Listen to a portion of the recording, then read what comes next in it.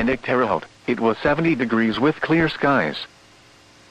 Here is a public information statement.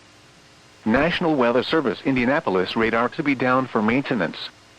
Beginning Monday, September 15th, the Doppler radar operated by National Weather Service Indianapolis will be down for approximately 3 days, from September 15th to September 17th, for important maintenance. Technicians will be repairing and replacing damaged or worn panels on the outside of the protective radome. The radar will need to be off during the entire time of this maintenance. During the downtime, adjacent radars will be available, including Northern Indiana, Evansville, Louisville, Lincoln, and Wilmington, as well as the Indianapolis Terminal Doppler radar. For direct access to any of these surrounding radar sites, visit the following website: radar.weather.gov.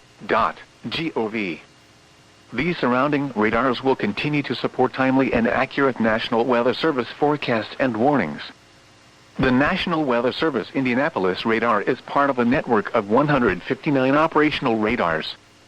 The Radar Operations Center in Norman, Oklahoma, provides life cycle management and support for all WSR-88Ds.